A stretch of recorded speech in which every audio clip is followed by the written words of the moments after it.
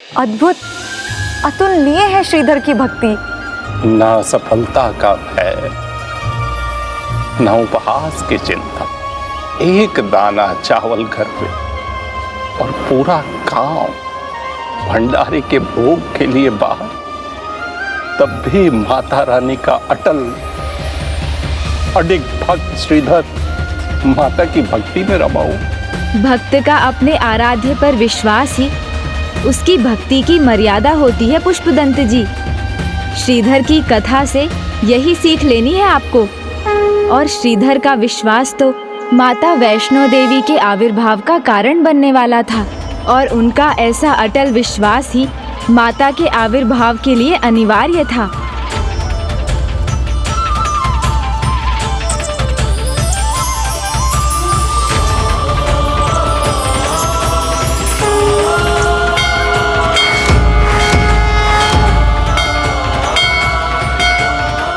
क्या हो गया श्रीधर जी, एकटक कहाँ देखे जा रहे हैं? माता रानी आ गई है।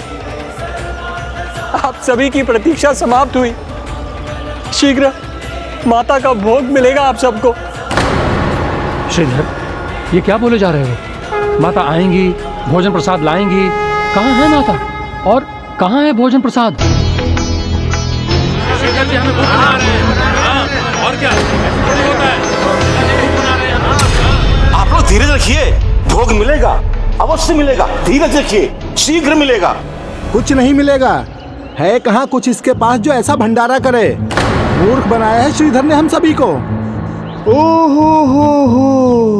तो ये यहाँ भी पहुँच गए हैं। देखो ना माँ, ये तो हमारे आदरणीय नैन सुख जी का स्वर है। तो भूख ने तड़पाया होगा तो लपक के यहाँ आ गए खाना खाने। किंतु है कहाँ वो?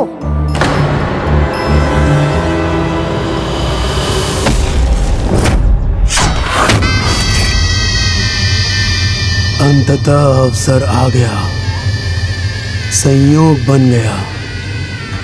चलो। वो दुष्ट साधक क्या दुष्टता करने जा रहा है?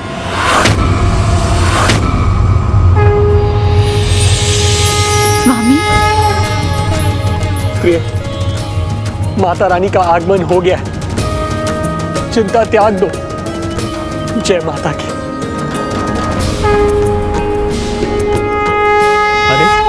ये कैसा प्रयास कर रहे हैं श्रीधर जी? हमारे सामने पत्तल रख के भोजन भी नहीं परोसा और सीधे अंदर चले गए। ऐसा परिहास वही कर सकता है जिसका संतुलन बिगड़ गया हो।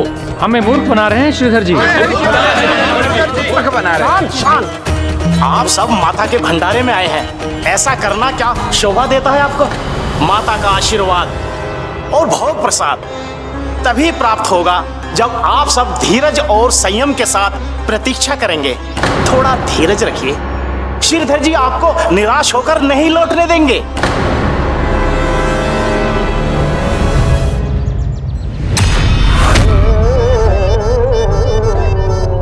माँ, देखो मेरी पुरानी फटी धोती। कहीं ये बापू तो नहीं? नहीं लल्ला, क्या कर रहे हो? ये तो कोई निर्धन लाचार लगता है। और बड़ी दुर्गंध आ रही है इससे। ये तुम्हारे बापू नहीं हो सकते। ऐसा हो तभी ठीक है। ऐसे दुर्गंध वाले व्यक्ति को मैं अपना बापू मान ही नहीं सकता। ये कोई निर्धन लाचारी होगा जिसने मेरी धोती पहन ली होगी। मेरे कार्य में सदा बाधा बनते हैं ये दोनों। अब यहाँ भी मेरे पीछे ही बैठे हैं। गांव वालों को कैसे उत्तेजित करूं, कैसे बहकाऊं? माँ, आपकी दिव्य उपस्थिति का आभास हो रहा है मुझे, फिर दर्शन क्यों नहीं हो रहे? आपकी भक्ति में कोई कमी रह गई मुझसे? प्रत्येक जानी अनजानी भूल के लिए क्षमा मांगता हूं मैं माँ। आपके बिना इस भंडारे की क्या, मैं अपने जीवन की भी कल्पना नहीं कर सकता माँ। दया कीजिए माँ, अपने दर्शन दीजिए, अपने इस भक्त को दर्शन दीजिए माँ।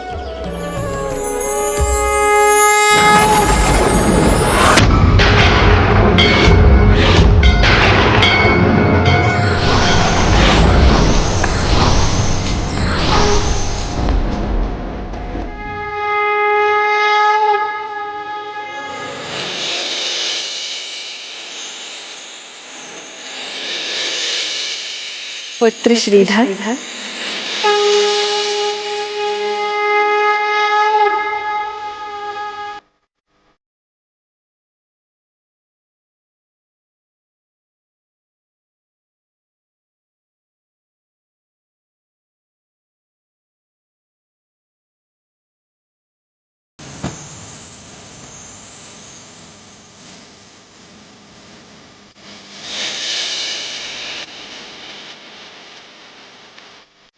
वाह,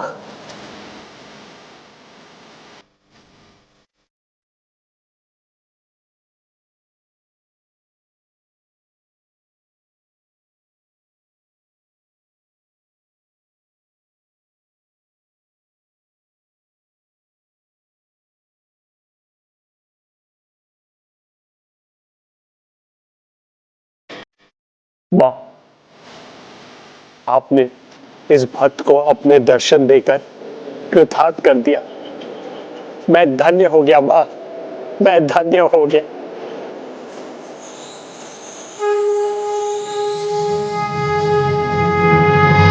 धन्य तो मैं भी हो गई पुत्र, तुम्हारे जैसा भक्त पाकर।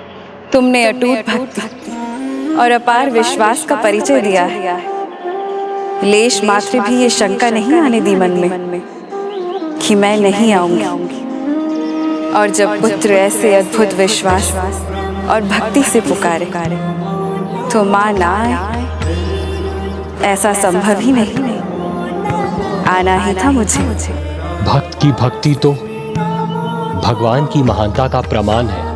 ये तो आप ही की लीला है, आपकी इच्छा है, आपकी प्रेरणा है, आपकी दया है, आपकी कृपा है माँ, जो मेरी भक्ति और मेरा विश्वास अडिग है।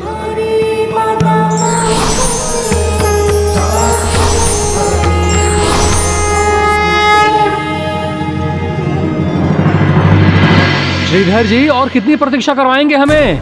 भोग भोजन प्रसाद कब मिलेगा हमें?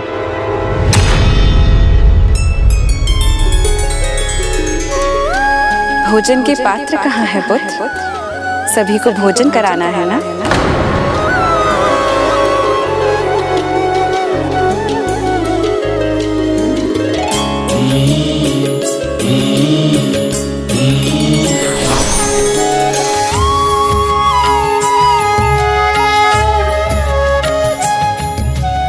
बताओ श्रीधर, कहाँ है भोजन के पात्र? वही है भोजन का पात्र, किंतु उसमें मात्र चावल का एक ही दाना है।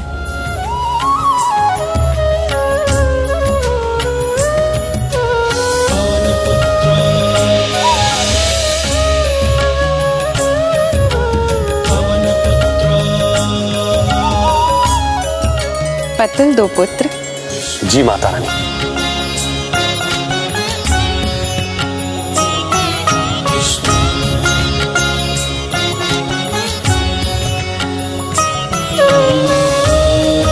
चलो पुत्र, उन्हें उनका प्रिय भोजन कराना है।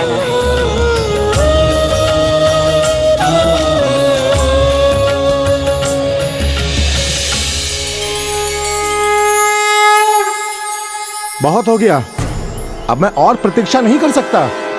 मैं चला। रुकिए श्रीमान जी, भंडारे का भोग प्रसाद ग्रहण किए बिना मत जाइए।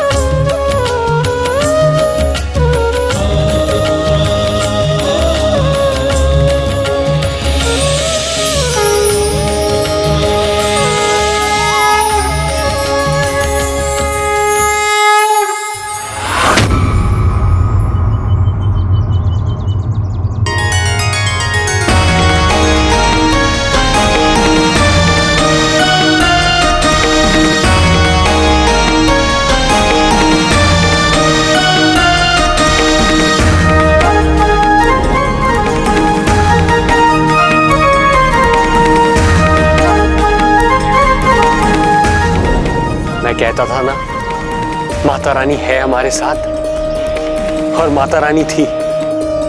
माता रानी सदा हमारे साथ थी।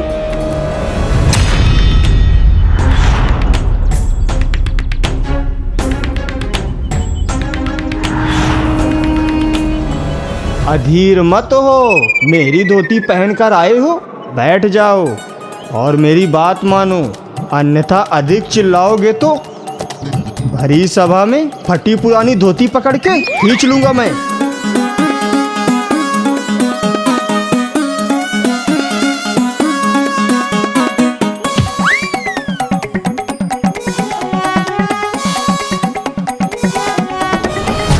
इतनी अधीरता का क्या कारण है भला? और स्वादिष्ट भोजन प्रस्तुत करने में समय तो लगता ही है, इसलिए प्रतीक्षा भी करनी होती है। किंतु कोई बात नहीं, अब विलंब नहीं होगा। श्रीधर जी मेरी ही प्रतीक्षा कर रहे थे, अब मैं आ गई हूँ तो सभी को उनका प्रिय भोजन करवाऊंगी। इस बार समय पे पहुंचा है भैरव, तो समय व्यर्थ नहीं करेगा। आपको क्या भोजन अच्छा लगता है? मुझे हलवा बहुत स्वादिष्ट लगता है। लीजिए हलवा लीजिए, और इसके साथ और पकवान भी।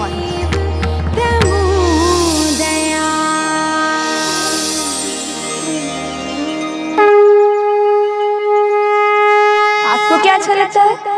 देवी, मुझे राजमा चावल दीजिए ना। ये लीजिए राजमा चावल। चमत्कार हो रहा है, किंतु भैरव अभी तक क्यों नहीं आया? उसे भी तो यहाँ होना चाहिए था। आपको क्या स्वादिष्ट लगता है? मुझे तो बहुत व्यंजन भाते हैं। मैं जो मांगूंगा मुझे मिलेगा। लड्डू, अब खीर,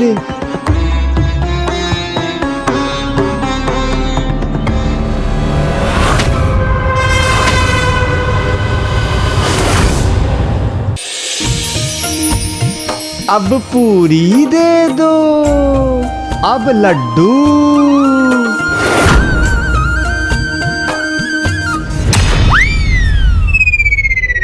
एक ही पात्र से भिन्न भिन्न पकवान, इसका एक ही अर्थ है, अलौकिक शक्ति। शीघ्र ही अलौकिक शक्ति भैरव की शक्ति होगी।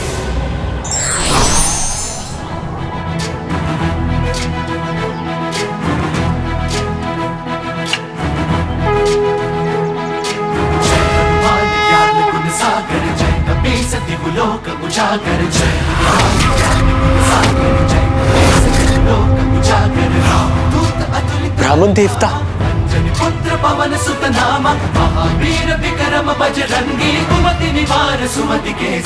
प्रणाम ब्राह्मण देवता, प्रणाम। आप बहुत उचित समय पर पधारे। आइए आइए।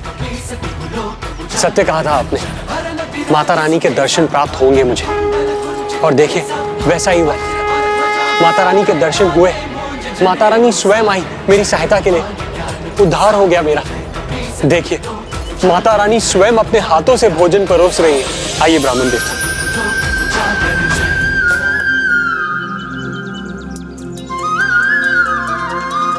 ये चमत्कार तो तुम्हारी भक्ति का ही है भक्त श्रीधर, और तुम्हारी भक्ति का यहाँ से और विस्तार होगा, क्योंकि तुम्हारे कारण इससे भी और बड़ा चमत्कार होने वाला है।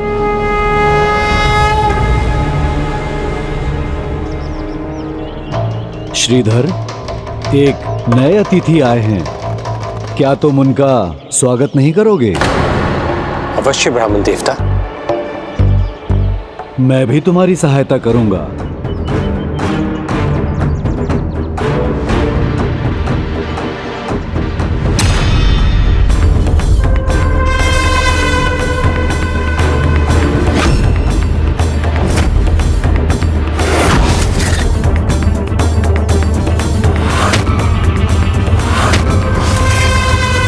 इसकी उंगलियां कमंडल पर स्थिर नहीं हो रही हैं।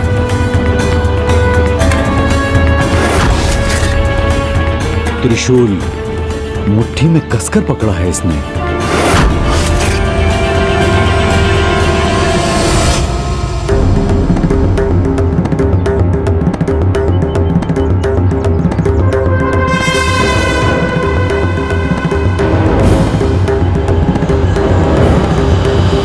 आशीर्वाद तभी पाएंगे जब आप माता रानी के भंडारे में श्रद्धा से प्रसाद ग्रहण करेंगे।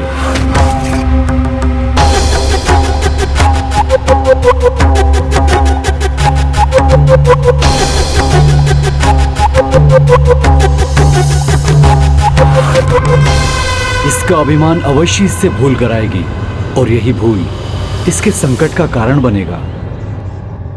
आप क्या लेंगे? जो कुछ भी मेरे पीछे बैठे लड़के को दिया है वो सब कुछ मुझे भी दे दीजिए, किंतु दोगुनी मात्रा में। दूसरे के पत्तल को नहीं देखते।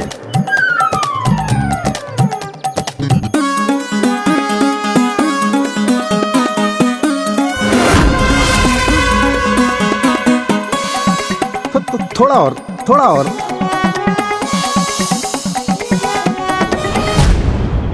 माँ, विश्वास नहीं होता कि कभी ऐसे इंसान से भी मिलना होगा। ये तो बापू से भी अधिक लालची है। ऐसा लगता है जैसा कब से इसने भोजन नहीं खाया हो।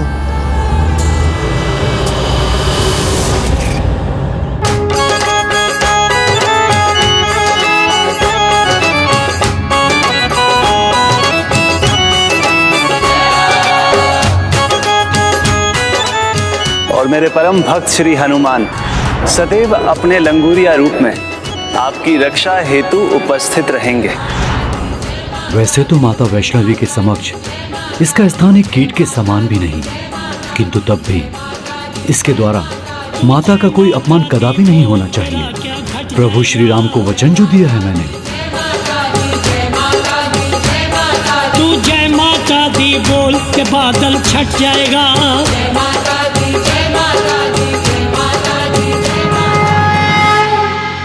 आहा, आनंद आ गया। क्या स्वादिष्ट भोजन है।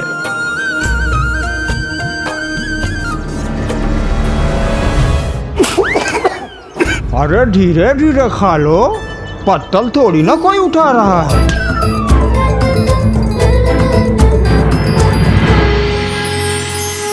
कन्या, देवी, शक्ति जो भी हो, पैरों के निकट आओ और भैरव की शक्ति बन जाओ।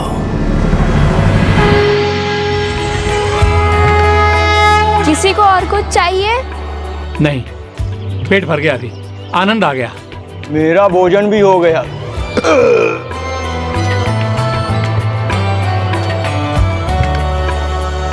किंतु मेरा पत्तल वो तो खाली है, किसी ने देखा ही नहीं। माता के घर देर है, अंधेर नहीं साधक महोदय।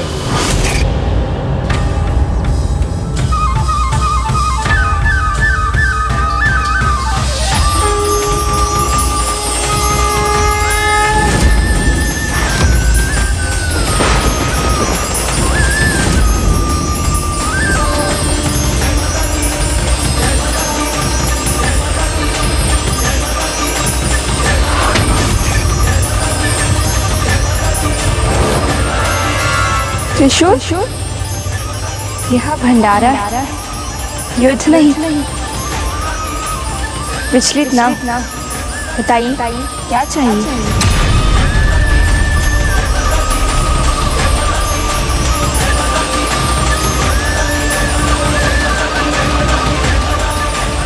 कहिए, भोजन में क्या प्रिय है आपको?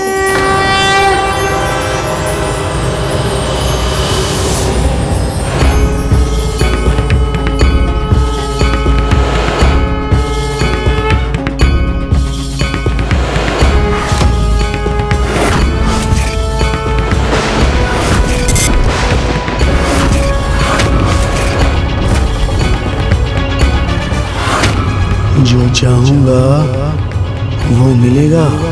अवश्य मिलेगा, किंतु उसके लिए सभी के समान माता के प्रति श्रद्धा होनी चाहिए। मैं तो मांसाहारी भोजन खाऊंगा।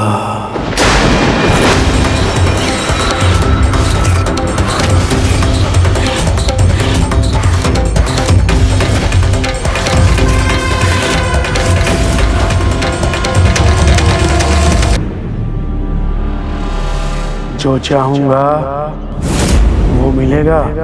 अवश्य मिलेगा। मैं तो मांसाहारी भोजन खाऊंगा।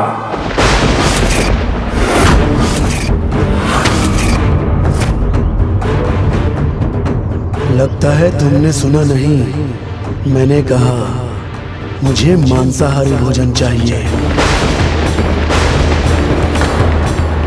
भैरव सब जानता है, कुछ भी छिपा नहीं है मुझसे।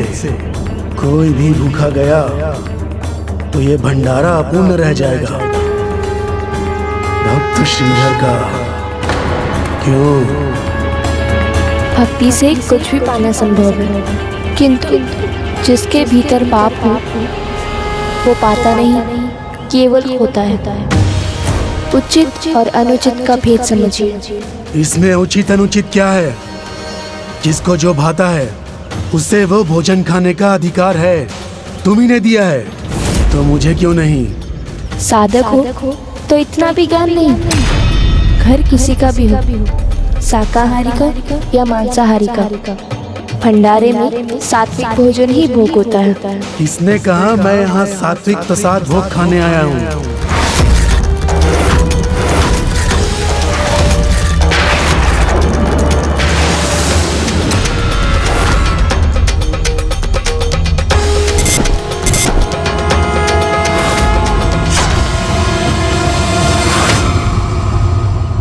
माँ, यहाँ ये सब कुछ हो रहा है और ये लालची खा ही जा रहा है। जीवन का सर्वाधिक स्वादिष्ट भोजन तो खा लिया, अब थोड़ा मनोरंजन हो जाए। अधार्मिक वचन बोलने वाले के लिए इस भंडारे में कोई स्थान नहीं। तुम्हें कुछ नहीं मिलेगा। भैरव जो चाहता है वो पाता है।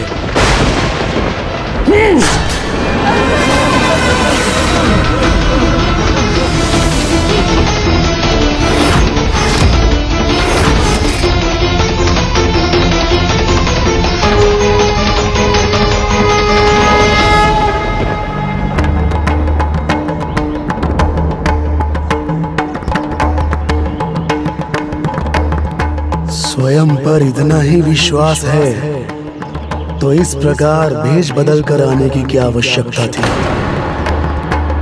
साहस है तो अपना वास्तविक स्वरूप दिखाओ यहाँ सभी को।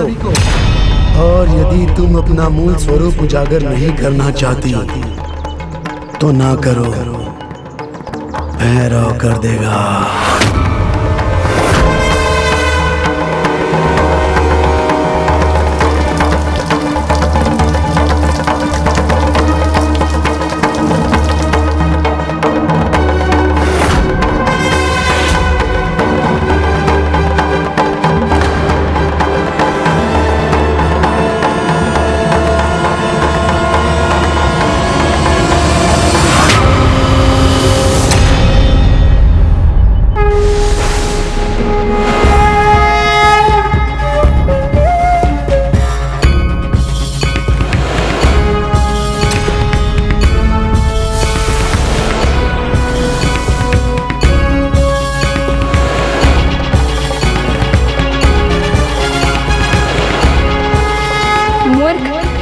इतने अचंभित क्यों हो?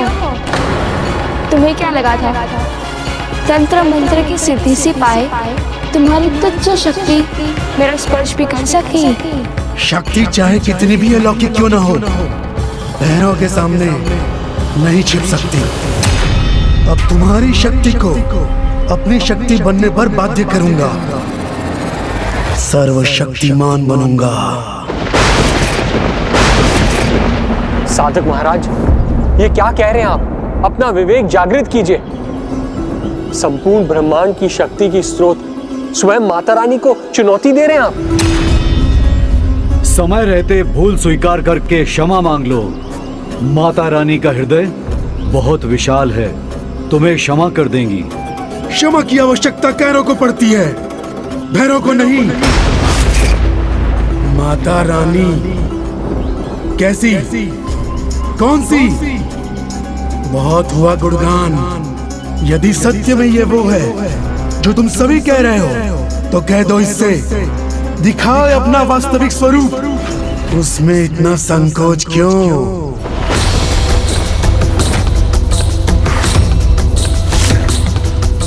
मूर्ख, क्या तुम में इतना सामर्थ्य है कि तुम मेरा वास्तविक स्वरूप देख सको? सामर्थ्य है या नहीं, ये तभी ज्ञात होगा जब तुम अपने दिव्य दर्शन दोगी।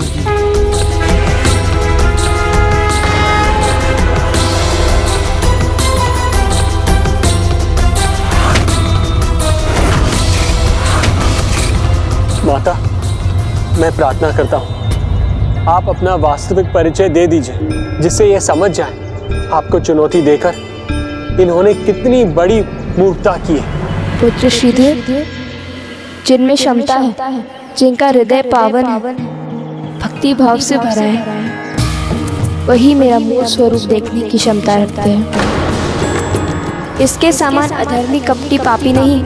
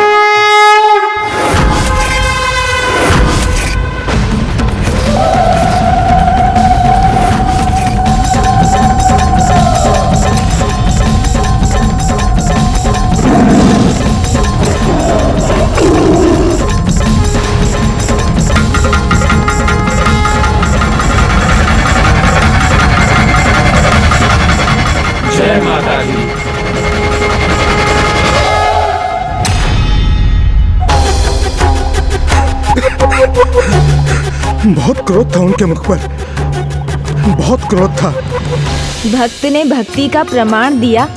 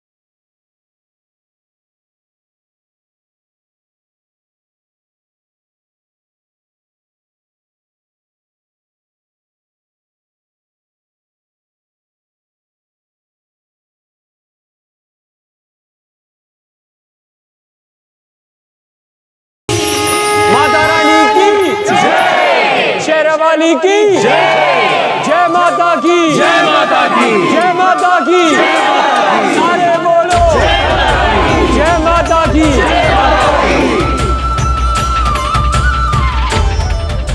भक्त श्रीधर, तुम्हारी भक्ति, तुम्हारी श्रद्धा के कारण संपूर्ण संसार मेरे स्वरूप के दर्शन प्राप्त हुए हैं।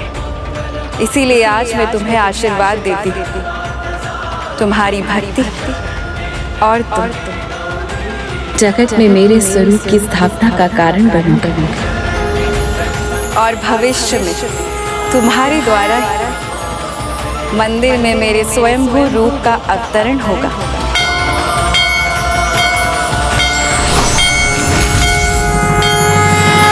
बस बहुत हुआ भक्ति का स्वांग। अब जो मुझे चाहिए वो मैं छीन लूंगा। अहंकार ने तुम्हारे विवेक को हर लिया है मूर्ख।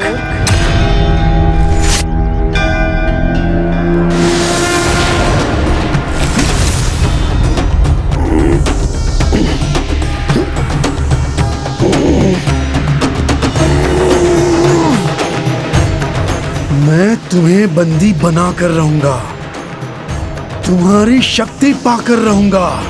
मेरी शक्ति और मेरा आशीर्वाद केवल उसी को प्राप्त होता है जो निस्वार्थ भाव से मेरी सच्ची भक्ति में स्वयं को लीन करे, जैसे मेरा परम भक्त श्रीधर।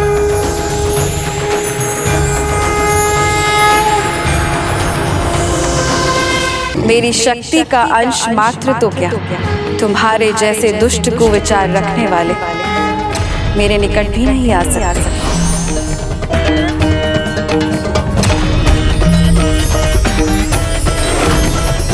माँ,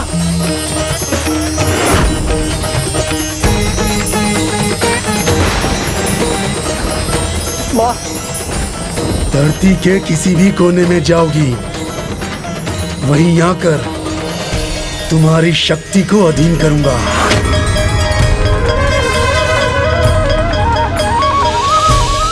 माँ, आपके इस भक्त की भक्ति अभी तृप्त नहीं हुई। अब ये भक्त भक्ति यात्रा करेगा।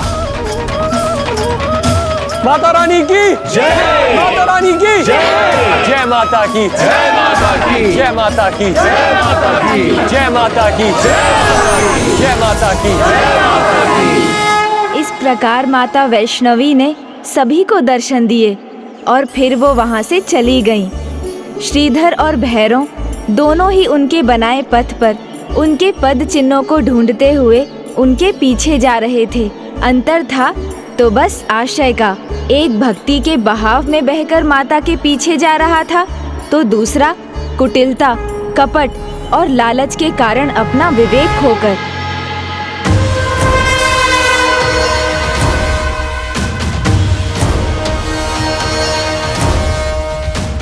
किंतु माता रानी ने तो पहले ही कहा था कि माता उन्हीं को मिलती हैं जो श्रीधर के समान पावन भक्ति के साथ उनके पास जाते हैं, उनको नहीं जो भैरव के समान क्रूरता और कपट से माता तक पहुंचने का प्रयास करते हैं। कहीं मैं निर्धन तो नहीं हो गया? ऐसा नहीं होने दूंगा मैं, ऐसा कभी नहीं होने दूंगा।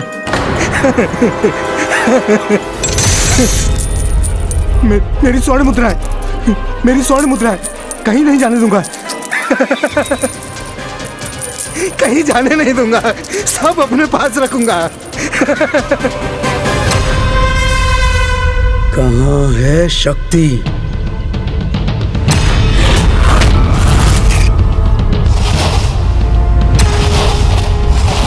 मुझे कहाँ कहाँ ढूंढोगे भैरव? संसार के किसी भी छोर पे चली जाओ, वहीं से ढूंढ कर निकालूंगा तुम्हें। तुम्हें अधीन कर अपनी साधना पूरी करूंगा मैं। भैरव पाएगा तुम्हारी शक्ति को, सर्वशक्तिशाली बनेगा। जय श्री राम। प्रणाम माता।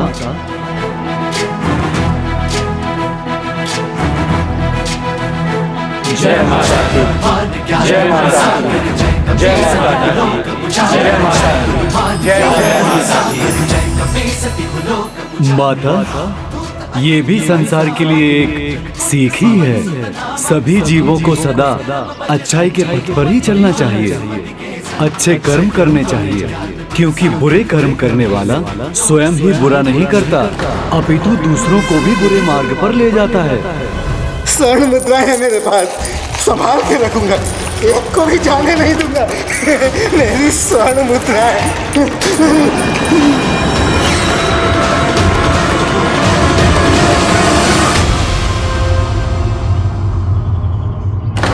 स्वामी बापू, उठिए उठिए स्वामी, उठिए बाबू, उठिए स्वामी। जय माता की जय माता की। माता, और जो अच्छे कर्म करता है वो अन्य सभी को भी सुमार्ग पर ले जाता है। उचित कहा हनुमान, फल तो कर्मों के अनुसार ही प्राप्त होता है। पुष्प बाण चापा। किंतु माता, आप रोककर इस भैरव को दंड क्यों नहीं देती? माता, आपको भला इससे दूर जाने की क्या आवश्यकता है? आपके तो एक ही संकेत पर ये भस्म हो जाएगा। भक्त शिरोमणि हनुमान, समय रहते यदि कोई अपनी दुष्टता त्याग कर भलाई की ओर, अच्छाई की ओर बढ़ जाए, अपनी भूलों का, अपराधों का प्रायश्चित कर सुधर जाए, तो उसे भी दूसरा अवसर अवश्य दिया जाना चाहिए। यही कर रही हूँ मैं। जब तक उस दुष्ट के पापों की गागर भर नहीं जाती, मैं उसे सुधरने का अवसर अवश्य दूँ।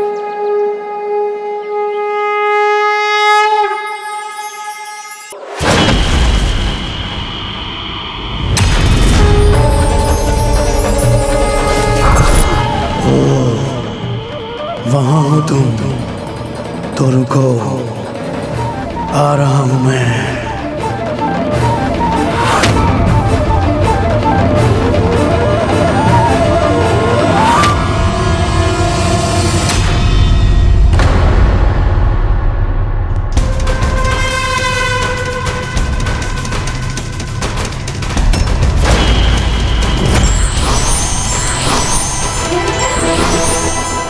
लुक्का छिपी बंद करो, सामने आओ। वैसे भी मुझसे और अधिक भाग नहीं सकोगी तुम।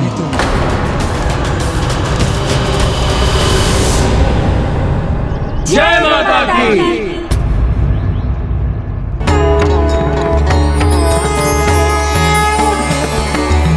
तुम्हारे द्वारा मंदिर में मेरे स्वयंभू रूप का अवतरण होगा।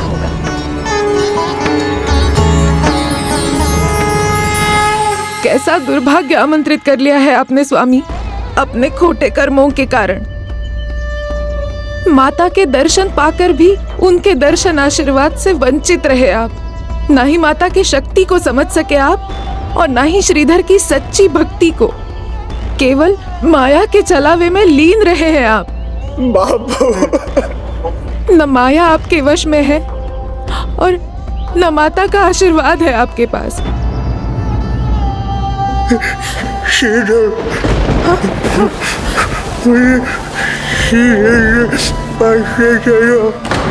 हाँ स्वामी, अवश्य। माता के पदचिन्ह। जय माता की जय माता की।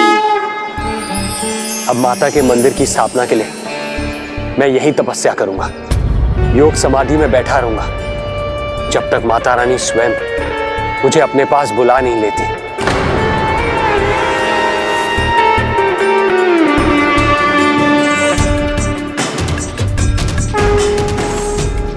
जय माता की। अब और नहीं, आ रहा है भैरव।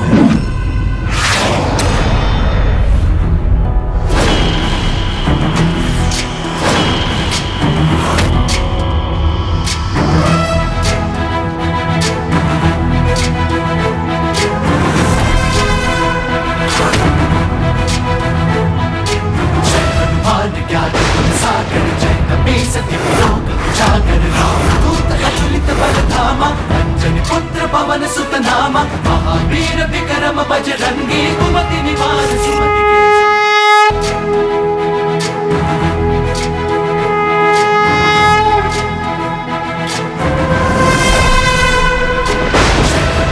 ज्ञान गुण सागर, जय कपी सति लोक। किसी के रोके नहीं रुकेगा भैरव आज। समय रहते यदि कोई अपनी दुष्टता त्याग कर, अपनी भूलों का, अपराधों का प्रायश्चित कर सुधर जाए, तो उसे भी दूसरा अवसर अवश्य दिया जाना चाहिए।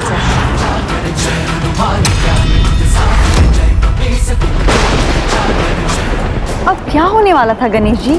तो क्या हनुमान जी भैरव को समझाकर उसे सुधरने के लिए प्रेरित करने वाले थे, या दोनों में युद्ध होने वाला था?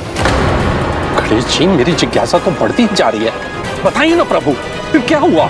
भक्त और भगवान की ऐसी अनूठी कथा सुनकर भक्ति का भाव तो जागना ही था। तो इसका अर्थ ये है कि स्वामी अब कहीं नहीं जाएंगे। पाप और दोष के कारक भगवान नहीं, अपितु प्राणी स्वयं होता है।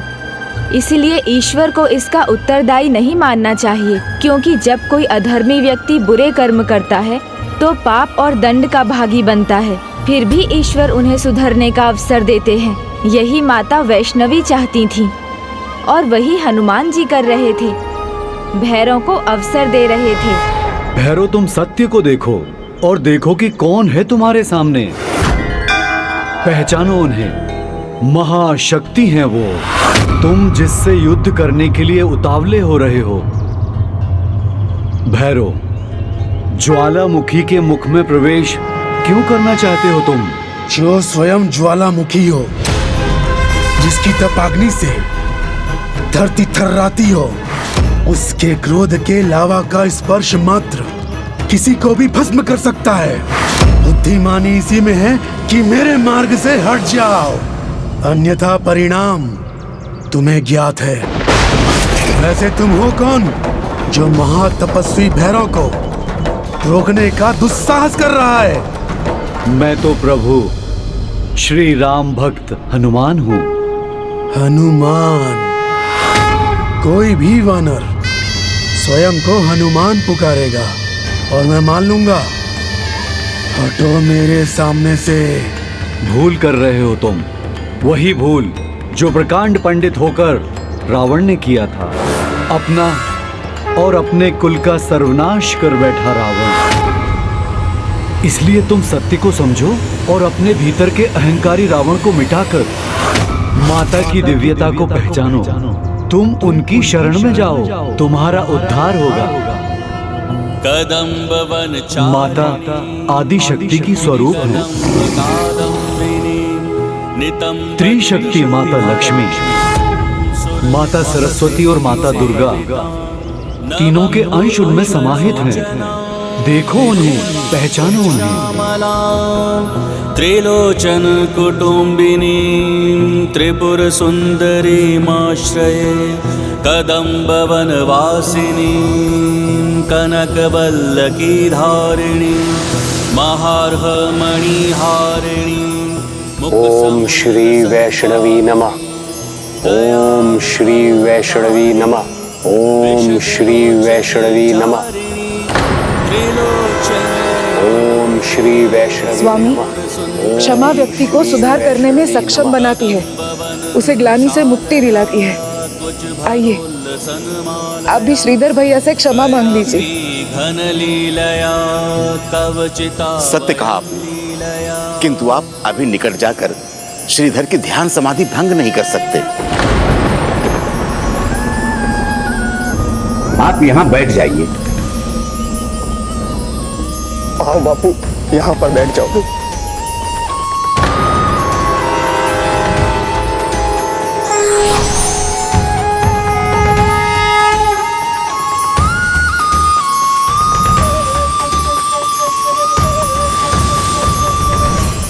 मैं तुम्हारी अद्भुत भक्ति देखकर भाव विभोर हूँ श्रीधर। भैरव, आशा है कि तुम समझ गए होगे और अपनी भूल सुधार कर प्रायश्चित करना ही एकमात्र उपाय शेष है तुम्हारे लिए। सब समझ गया मैं। उचित है, फिर यहाँ तो मेरा कार्य संपन्न हुआ।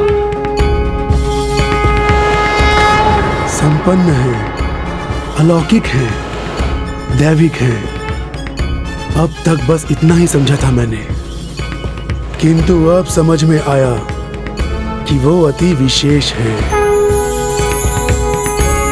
और जैसा आपने कहा उससे तो लगता है सर्वोच्च शक्ति है ये, जिनकी शक्ति पर संसार आधारित है। और यदि वो सर्वोच्च शक्ति हैं, अति विशेष हैं, तब तो मुझे किसी भी अवस्था में पीछे नहीं हटना चाहिए।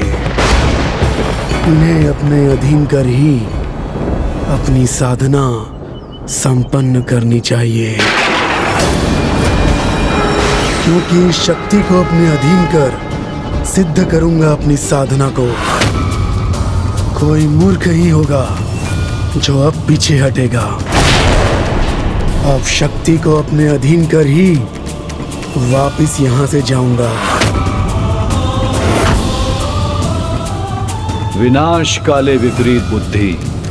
शक्ति के लालच ने तुम्हारी दृष्टि और बुद्धि दोनों हर लिए हैं। तुम्हारे सोचने समझने की शक्ति छीन ली है और ये समझ नहीं पा रहे हो तुम, जो माता के सामने शीश झुकाते हैं शक्ति का वरदान भी वही प्राप्त करते हैं, और जो अपने अहंकार का मुकुट पहनकर माता के सामने अधर्म के पथ पर बढ़ते हैं उनका अहंकारी शीश कट ही जाता है।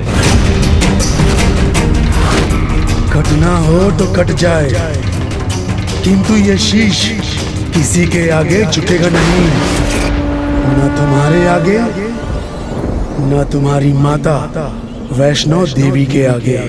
अहंकार सत्य को जान पाने की शक्ति को क्षीण कर देता है, शक्तिशाली को दुर्बल बना देता है और वो निरंतर स्वयं सर्वनाश की ओर बढ़ता जाता है।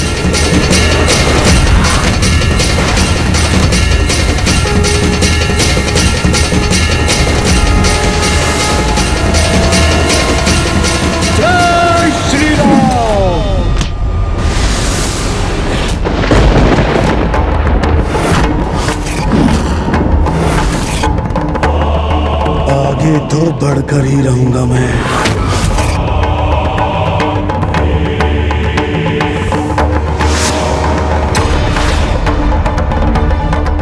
जय श्री राम।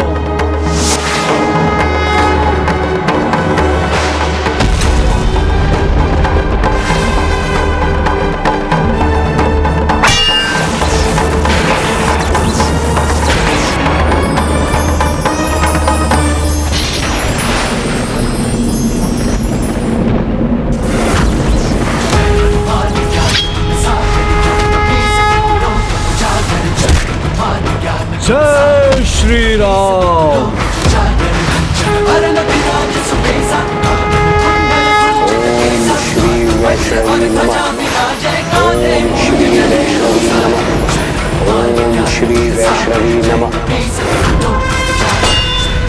पीछे हट जाइए हनुमान जी, अभी भी समय है। टकराने का साहस मत कीजिए भैरव से।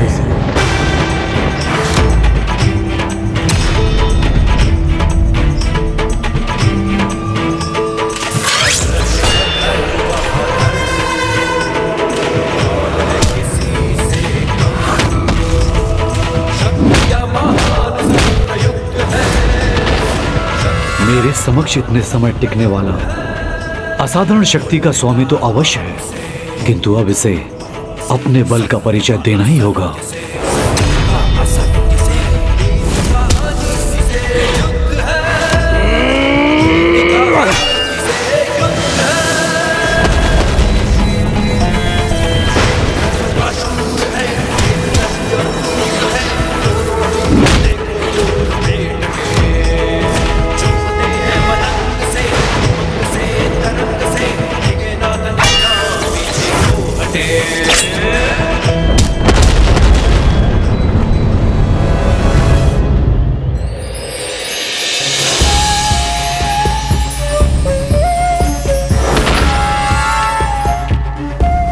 दूंगा, इसका दंड अवश्य दूंगा।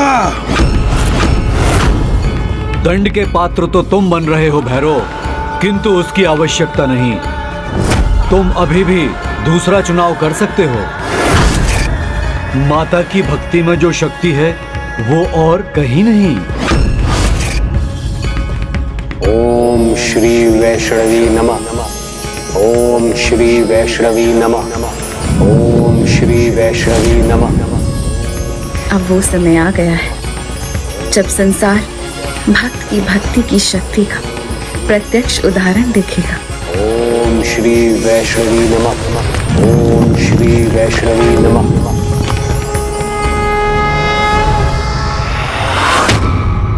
मैं अपना चुनाव कर चुका हूँ, अब नहीं रुकूंगा मैं।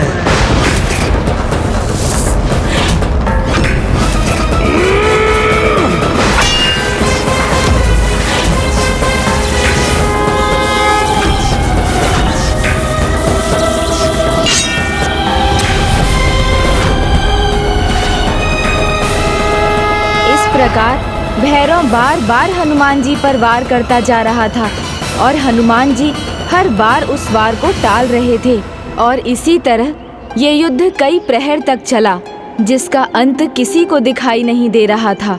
किंतु गणेश जी, भैरव हनुमान जी के समक्ष इतनी देर टिका कैसे? उसकी शक्ति का स्रोत क्या था? भैरव तांत्रिक साधक था, तंत्र मंत्र की साधना का अभ्यस्त, और ऐसे ही अनेकों वर्षों तंत्र की साधना कर भैरव ने स्वयं को इतना शक्तिशाली बना लिया था। इसीलिए हनुमान जी के वार भी सह पा रहा था वो। किंतु इन सब से परे माता का ध्यान तो अपने परम भक्त श्रीधर पर था, जिसकी भक्ति से एक और चमत्कार होने वाला था और भैरव एक और भूल करने जा रहा था।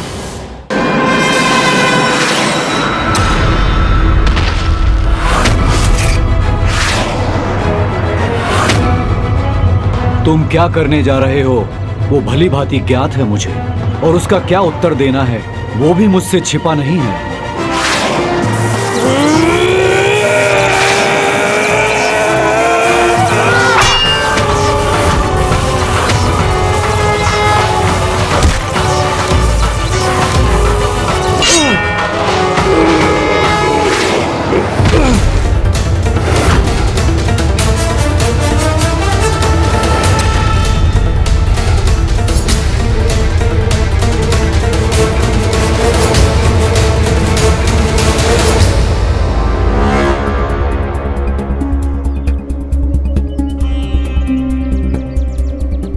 प्यास लग रही है, किंतु यहाँ तो दूर दूर तक जल की बूंद भी नहीं है।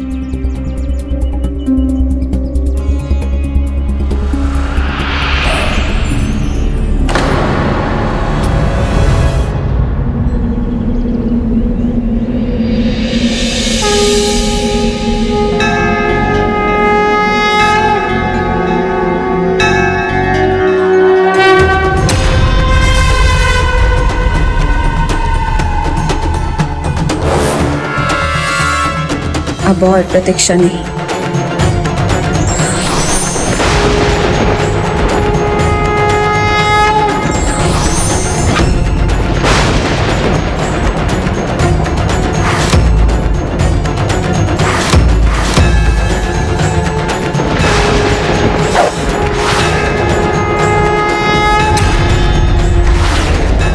ये बाण ये मेरी ओर आ रहा है।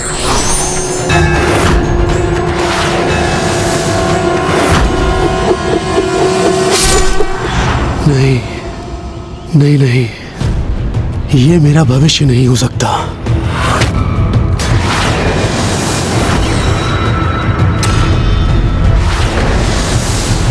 कहां से आया ये बाण?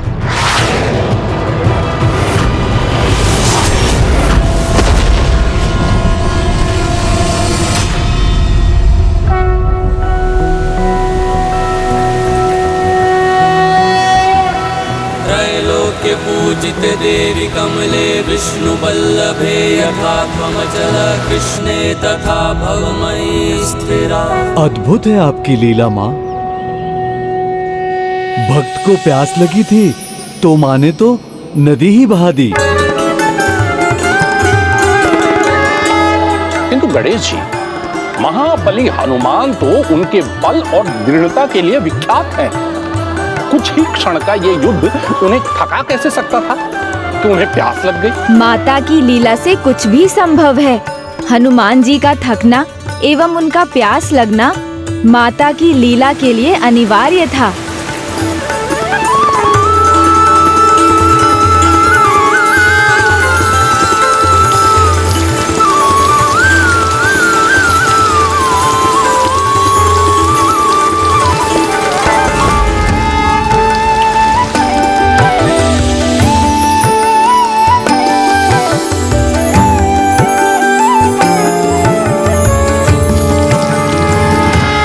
प्रतीक्षा क्यों लांगुरिया जी? प्यास बुझाकर स्वयं को तृप्त कीजिए।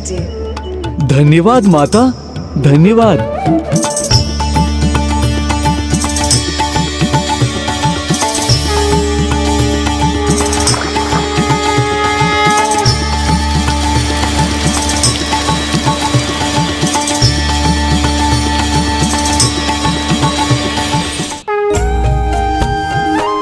माता, इस नदी का बहाव तो आपके बहते केशों के समान है। भक्त के लिए इस नदी को उत्पन्न करने हेतु आपको कोटि कोटि धन्यवाद माता। ये नदी आपकी ममता का प्रमाण है। इस नदी को बाल गंगा के नाम से पुकारा जाएगा। बाल गंगा के नाम से पुकारा जाएगा, या बाण के कारण उत्पन्न होने के कारण ये जगत में बाण गंगा के नाम से विख्यात होगी। इतना ही नहीं, महाबली हनुमान की प्यास संसार के सभी भक्तों की भक्ति की प्यास का प्रतीक है, और उन्हें तृप्त करना मेरा कर्तव्य है। अपितु जो भक्त श्रद्धा से इसमें डुबकी लगाएगा उसके सभी पाप मिट जाएंगे।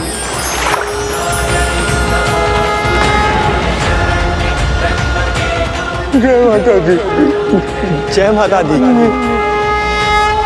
जय माता रानी की, जय माता रानी की, जय माता रानी की, जय माता रानी की, जय माता रानी की।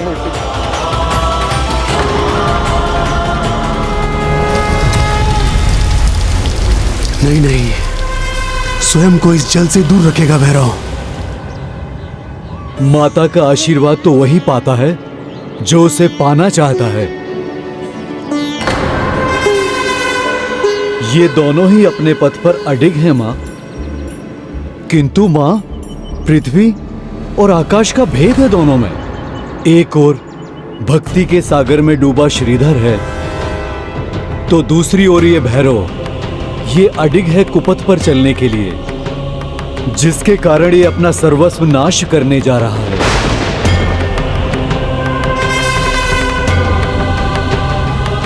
माता, जब ये कुछ समझना ही नहीं चाह रहा तो आप इसे इतने अवसर क्यों दे रही हैं? माता, यदि आपकी इच्छा हो तो मात्र आप अपनी दृष्टि से ही इसका वध कर सकती हैं।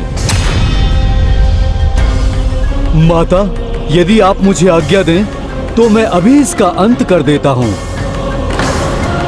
नहीं श्री राम भक्त हनुमान, उसे अपने भविष्य की, अपने सर्वनाश की झलकियां तो दिखाई दे रही है, किंतु वो रुक नहीं रहा। अर्थात उसका अंत निकट है, किंतु अभी भी उसके पापों की गागर भरी नहीं है।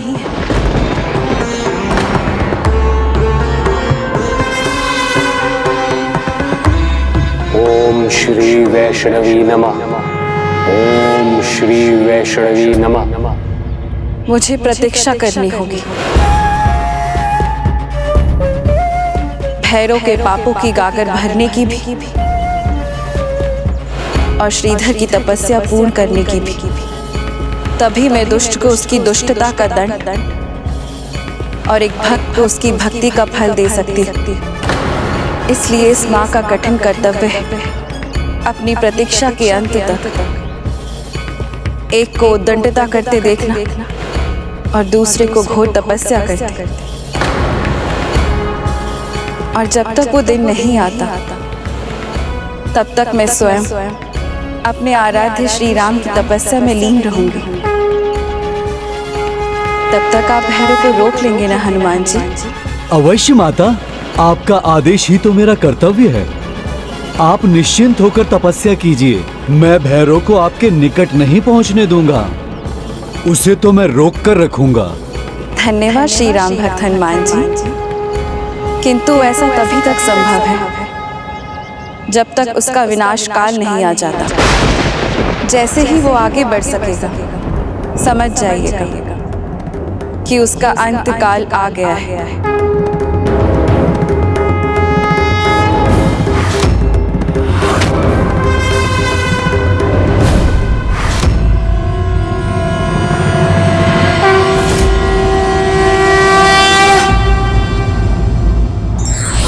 ईश्वर की शक्ति उनको ही प्राप्त होती है जो अहंकार और लालच का त्याग कर केवल भक्ति का मार्ग चुनते हैं।